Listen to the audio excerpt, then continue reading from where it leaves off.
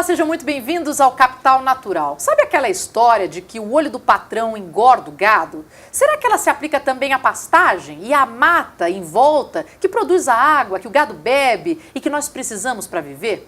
Essa semana vamos falar de uma iniciativa inédita e muito interessante que alia alta tecnologia e colaboração no esforço de mapeamento do território brasileiro como nunca foi feito antes, o projeto MAP Biomas. Enxergando melhor o território, podemos usar melhor o solo, conciliar melhor os diversos interesses envolvidos no seu uso, formular melhores políticas públicas e estratégias de desenvolvimento para os mais de 8 milhões de quilômetros quadrados deste país tão diverso. Bom, para essa conversa nós estamos recebendo hoje o Tasso Azevedo, engenheiro florestal e coordenador geral do projeto de mapeamento anual da cobertura e uso do solo no Brasil, o MAP Biomas, e a Márcia Irota, diretora executiva e de gestão do conhecimento da Fundação SOS Mata Atlântica. Bom, muito obrigada, porque vocês já estiveram aqui comigo em outras ocasiões, agradeço muito que vocês tenham retornado. Eu queria começar perguntando para você, Tasso, dessa importância de se ter um olhar para o solo. O que a gente pode começar explicando, né? Por que a gente tem que olhar de como o solo é cuidado? Digamos, o nosso maior patrimônio, né, como um país, é a terra onde a gente está, né? Os seus recursos naturais como um todo, a água, o solo, as árvores, a agricultura, e todo tipo de ocupação, até as áreas urbanas, né? Entender como esse espaço tem sido utilizado, é importante para que a gente tome as melhores decisões de forma a preservar esses recursos que são tão importantes para o nosso dia a dia, né? A água, como as florestas, a biodiversidade e a produção rural. E assim a gente conseguir planejar melhor o nosso futuro, para que a gente possa ter essas atividades todas conversando de forma harmônica, né? Garantindo segurança alimentar, ao mesmo tempo garantindo que a gente tenha as condições climáticas adequadas e tal. Então, conhecer o território é fundamental para a gente se planejar bem no uso, no nosso desenvolvimento. Tem algo de especial nessa conservação pelo Brasil ser tão vasto, ser tão amplo, ser tão rico, que seria diferente de outros países? Né? O Brasil tem várias coisas que são peculiares, né? Então, o Brasil tem a maior quantidade de água doce disponível no planeta, tem a maior biodiversidade do planeta, é o segundo maior produtor rural, né, do mundo, o terceiro ou quarto maior exportador de alimentos. Desculpa, pela curiosidade, quem que é o primeiro produtor rural? Em área, talvez a China e Estados Unidos tem em área maior. A China, o maior produtor de alimentos em geral é a China, depois a Índia. Tá.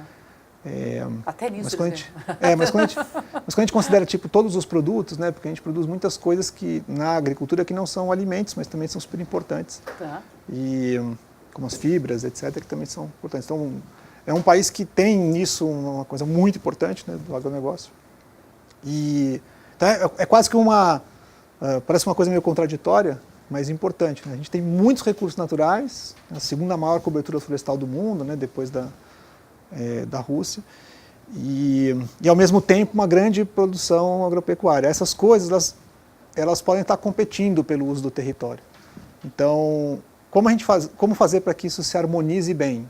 Que a gente, em vez de, por exemplo, desmatar novas áreas para plantar agropecuária, a gente possa usar melhor as áreas que já estão desmatadas. A gente possa recuperar as áreas que são importantes para, por exemplo, a manutenção das nascentes e dos rios. Então, entender essa dinâmica é muito importante para que o Brasil possa contar uma história diferente de muitos outros países que demoraram muito para perceber a importância de você harmonizar essas duas realidades. Então a gente tem a chance, né, de promover essa harmonização e esse projeto a gente tenta contar essa história para nos entendermos melhor e aí podemos tomar melhores decisões. Márcia, eu queria falar um pouquinho do trabalho do SOS Mata Atlântica. São o quê? 32 anos já, né? Sim, 32 mapeando, anos. Cuidando desse bioma.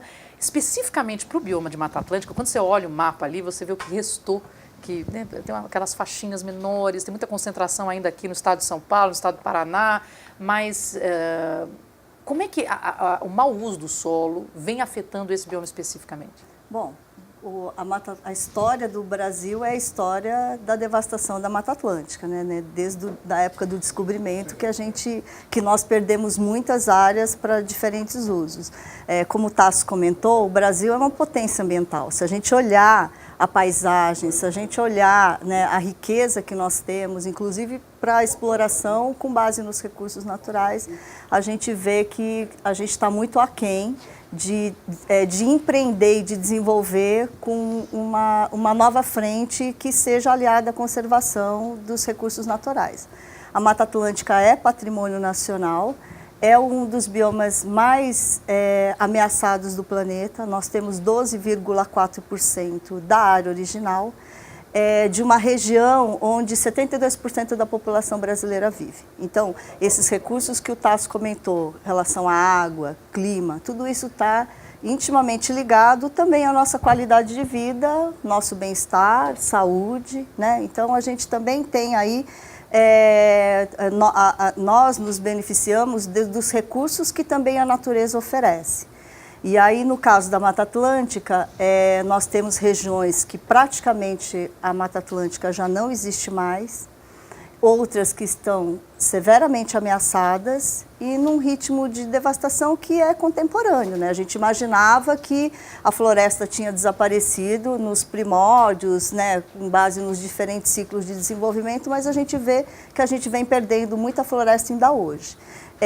Eu também acredito no que o Tasso falou, de que o país pode se desenvolver com base na natureza, principalmente com relação a turismo, por exemplo, sim, turismo de natureza, turismo de observação de fauna, né, que acontece em várias localidades e aqui no Brasil a gente está mal começando. Então, tem muita história aí por vir e eu acredito nisso. Isso é um desafio. Existem outros desafios nesse processo para cuidar do solo e do bioma? Sim, porque a gente ainda vem perdendo áreas de floresta nativa para diferentes usos, né? A Mata Atlântica atinge 17 estados brasileiros. Nós temos em cada região, né, existe muita questão associada ao uso da terra nessas regiões, mas é lamentável que a gente ainda vê a floresta sendo suprimida para diferentes usos, inclusive para ocupação, para assentamento das pessoas. Então, o que eu acho é que, na medida do possível, tanto os municípios, quando planejam a expansão das suas áreas, porque as cidades ainda continuam em crescimento, nós precisamos de áreas para assentamento de pessoas, para ocupação urbana. Então, que isso seja feito sem comprometer a floresta nativa. Sem dúvida. E, por outro lado, uma responsabilidade nossa de garantir, por exemplo, que essa água, né, que esse bem que é vital, seja mantido e que a gente tenha as nascentes e todo o fluxo hídrico protegido pela floresta. Então, que essas áreas sejam recuperadas também para que a gente tenha esses corredores, digamos, né, de vegetação, esses corredores ecológicos para garantir os serviços ambientais mínimos para a nossa existência. Eu quero falar com você sobre como o SOS Mata Atlântica atua, mas eu vou fazer mais rápida, minúscula, assim, coisinha piquitucha de pausa e a gente já volta.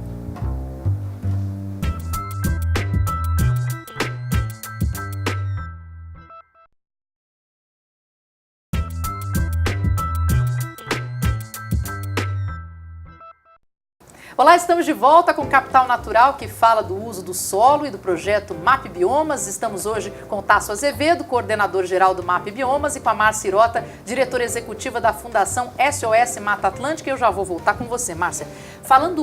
Voltando ao bioma Mata Atlântica, o que o SOS Mata Atlântica faz para tentar reverter essa situação tão difícil? Bom, em primeiro lugar, o monitoramento, o mapeamento e o monitoramento do bioma. Em parceria com o INPE, o Instituto Nacional de Pesquisas Espaciais, nós realizamos um monitoramento que iniciou em 91 e avalia o desmatamento na Mata Atlântica desde 1985. Então, ao longo desses anos, inicialmente de 5 em 5 anos e agora um dado anual, nós divulgamos sempre em maio, dia 27 de maio, é o Dia Nacional da Mata Atlântica, é quando nós divulgamos os dados da situação da Mata Atlântica nos 17 estados brasileiros. Mas dá para dar parabéns em algum dia desses ou a gente está sempre no sofrimento? Bom, no último ano, né, no período referente a 2015 e 2016, nós tivemos um aumento do desmatamento de 57,7%. Então, nós não estamos comemorando o mesmo. Agora, em maio próximo, nós divulgaremos os novos dados e nós esperamos que que esse desmatamento tenha diminuído. Vamos aguardar, então, 27 de maio para ver que fim leva esse último ano, que eu espero que tenha notícias positivas. Otácio, levando em consideração a extensão do Brasil, as possibilidades de uso do solo que ainda temos, a gente pode considerar como um ativo potencial de desenvolvimento?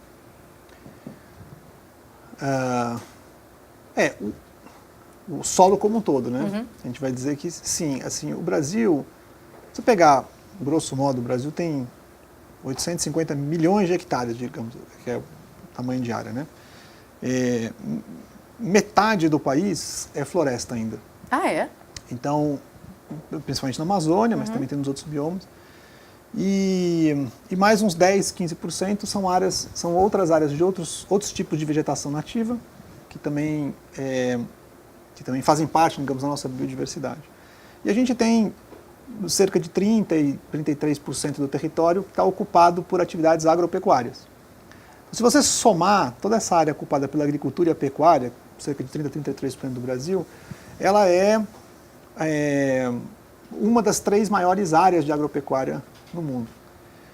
Mas uma parte importante, nessa área, que digamos que é a área de agropecuária, a gente vive 2 mundos, né? A gente tem um mundo da alta tecnologia, né, especialmente em parte da agricultura, que tem os maiores índices de produtividade do mundo. Se pegar, por exemplo, a parte de silvicultura de eucalipto, pinos, etc., também temos as maiores produtividades do mundo. Mas você tem situações como vastas áreas de pecuária, por exemplo, que tem talvez próximo dos piores índices de produtividade no mundo. A gente vive com esses dois mundos no Brasil. A questão é que as áreas que são utilizadas com baixa produtividade, nessas áreas que têm baixa produtividade, a tendência é esgotar o solo, né? Você faz um mau uso do solo, o solo vai se degradando, você não cuida dele, não fertiliza, não faz rotação de cultura, e esse solo vai se perdendo, e aí a tendência é você ir para uma nova área de mata, e um novo desmatamento. Então, o nosso desafio no Brasil é, com a mesma área que a gente tem de agropecuária, a gente multiplicar a nossa produção, aumentar a produtividade. O Brasil sabe fazer isso, né? A gente tem feito isso, tem aumentado a produtividade da agropecuária brasileira constantemente nos últimos anos, mas ainda num ritmo insuficiente para evitar que a gente faça ocupações a novas áreas de floresta e vegetação nativa. E por que isso é importante? Porque essa mesma agropecuária que se expande, que cresce, que é motivo de orgulho e de agradecimento pela importância que tem para por exemplo, para a nossa economia. Obrigada. Essa mesma, ela depende, ela está intrinsecamente ligada e dependente dos nossos recursos naturais, sim, seja a água, o solo e a nossa biodiversidade. Então, se a gente não perceber isso claramente, como país, né, de que a decisão de que a gente não deveria desmatar mais nenhum hectare de floresta no Brasil, ela é a decisão mais inteligente para salvaguardar a nossa própria agricultura, a nossa produção agrícola, a gente lá na frente pode sofrer as consequências disso, com redução de chuvas, com problema de seca, com problema de clima, que nós já estamos tendo no sul do Brasil. Lá na frente não é bondade sua, a gente não está vendo isso, não? A gente, em vários lugares já, então se a gente pegar parte do Nordeste hoje está em processo de desertificação, né? A gente está monitorando isso, inclusive, no próprio Mapiomas, a gente percebe que tem um processo de desertificação, desertificação não é só, ficou deserto, é que o solo ficou improdutivo, então não cresce mais as coisas, e esse é o processo que está acontecendo.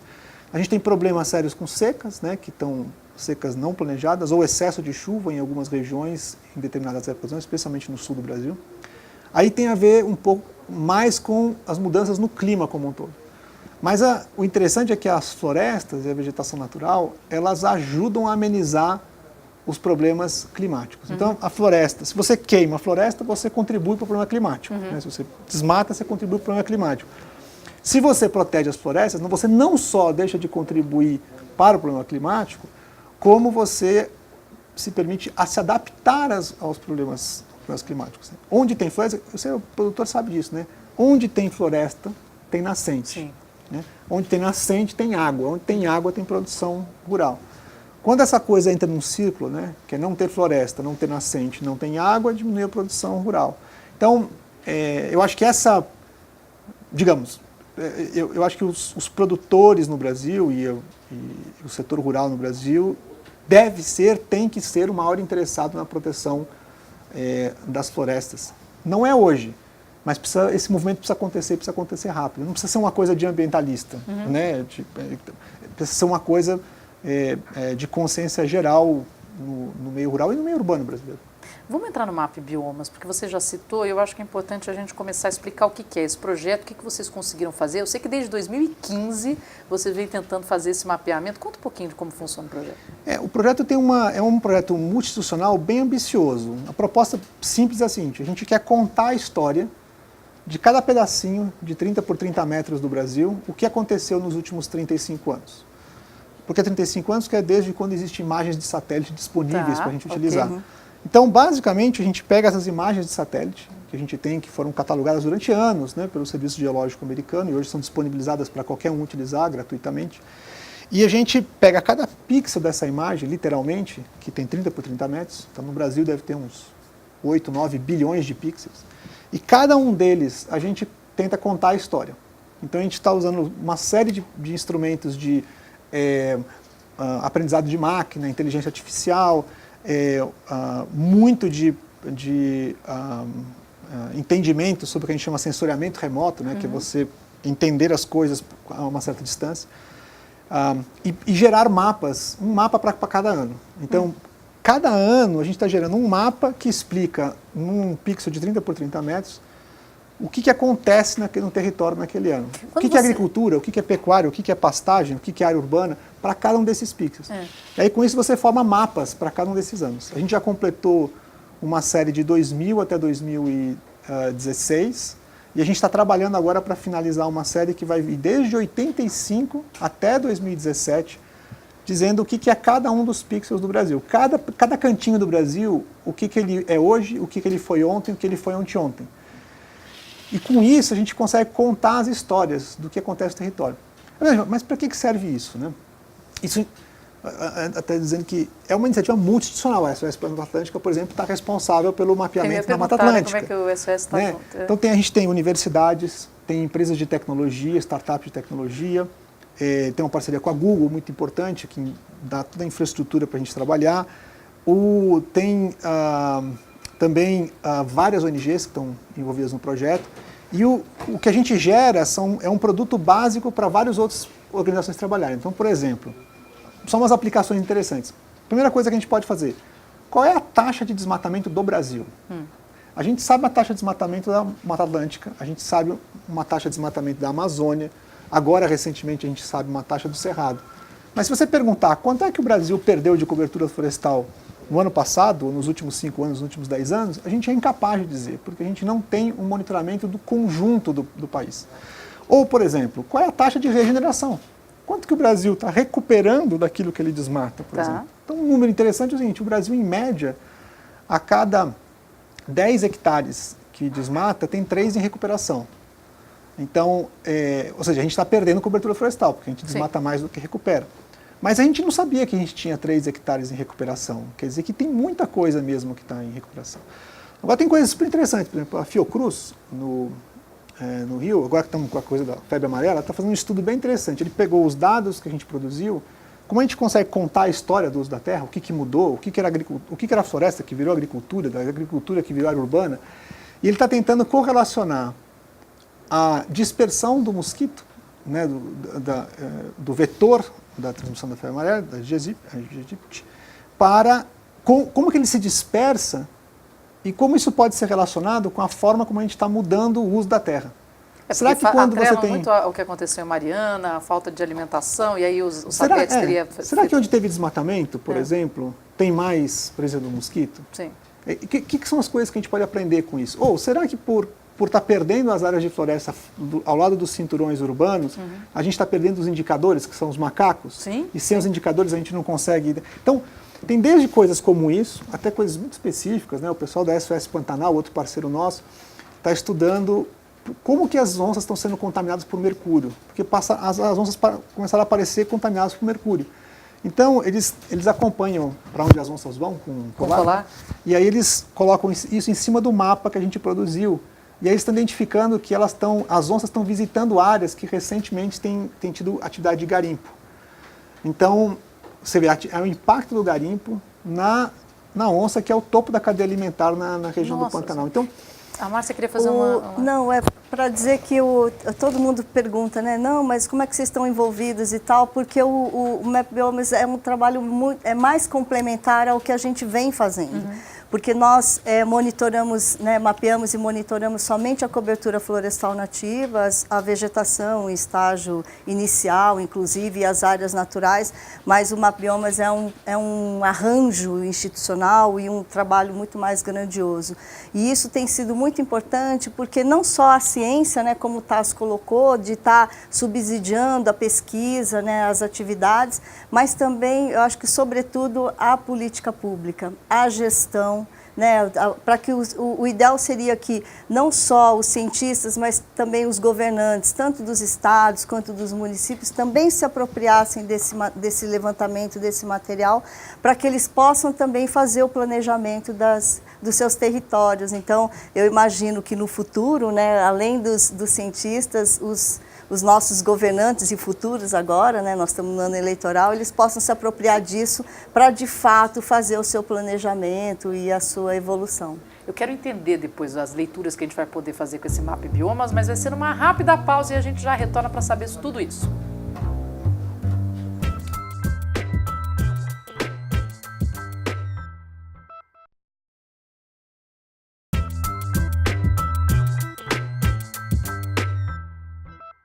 Olá, estamos de volta com Capital Natural, que hoje fala do uso do solo e do projeto Map Biomas. Estamos hoje com Tasso Azevedo, coordenador-geral do Map Biomas, e com a Márcia Hirota, diretora executiva da Fundação SOS Mata Atlântica.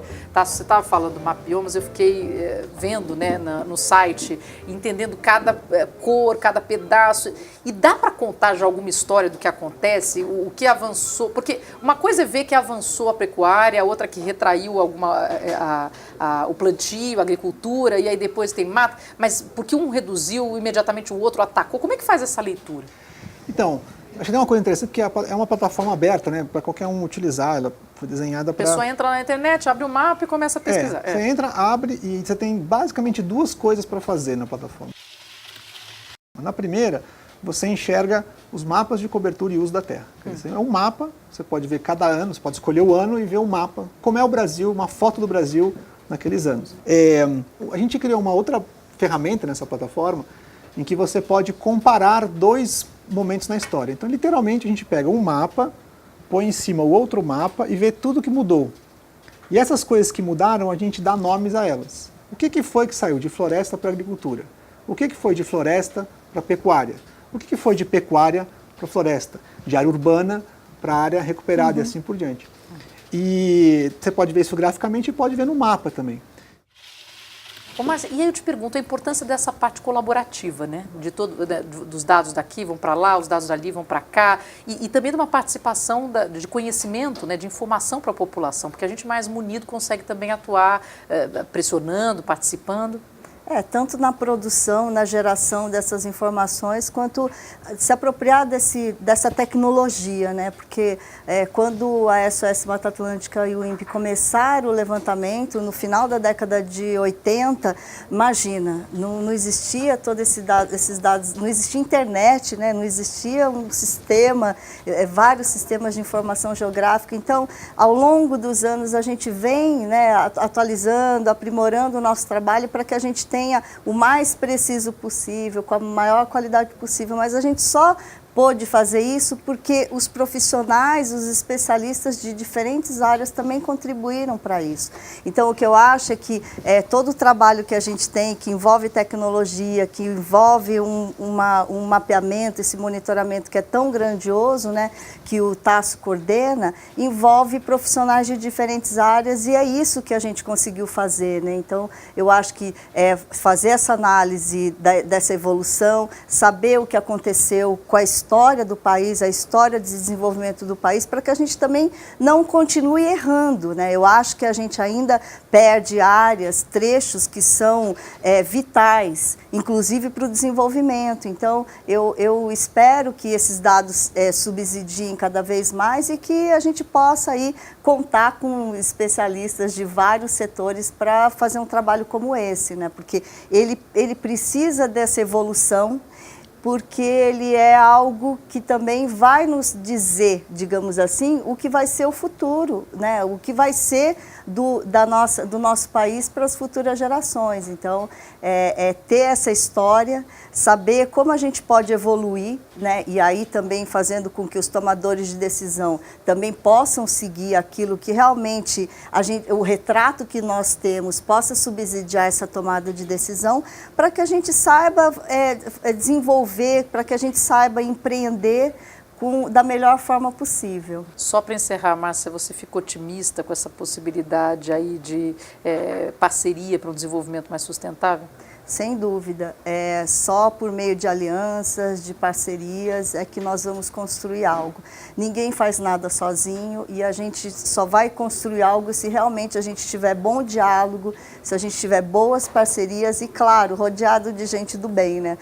A gente tem um movimento que realmente a gente tem pessoas que são muito engajadas, que são muito ativas e que, de fato, são otimistas porque acreditam que, por meio de uma mobilização, por meio de um engajamento, pode transformar uma situação. Então, eu acredito muito nisso e eu espero também que a gente possa aí ter bons resultados e que sejam transformadores, que sejam inovadores para uma agenda melhor para o futuro. E nesse contexto, né, vocês que são da área de comunicação nos ajudam muito a levar essa mensagem para o grande público. Então, eu acho que é isso, cada um fazendo a sua parte e, no fim, fazendo algo que realmente possa contribuir para uma agenda de país. É bom poder ajudar. Tasso, consideração final. Como eu digo sempre, né, para todo mundo, para todos os meses, põe na listinha lá todo mês, ir para o mato, 1, 2, plantar uma árvore. Por todo mês? Qualquer lugar, todo mês. Se todo mundo plantar uma árvore, dá 1 bilhão de árvores por ano no Brasil. E... Vou ter que comprar uma chácara. Boa. Peraí, para o mato, plantar uma árvore. E observar o seu padrão de consumo. Né? Busque coisas que sejam... Depois do programa passado sobre canudinho, rapaz, foi sobre plástico, eu acabei com o canudinho na vida. Foi um processo. Eu carrego sempre na mochila aqui, ó. Sim. Não, me revoltei. Os números deram tapa na minha cara, foi uma coisa assim, tomei vergonha na cara. Já é um começo, né? Um belo começo. Olha, o programa de hoje fica por aqui. Eu agradeço demais a presença do Tasso Azevedo, engenheiro florestal e coordenador geral do projeto de mapeamento anual da cobertura e uso do solo no Brasil, o MAP Biomas, e a Márcia Hirota, diretora executiva e de gestão do conhecimento da Fundação SOS Mata Atlântica. Uma honra ter vocês.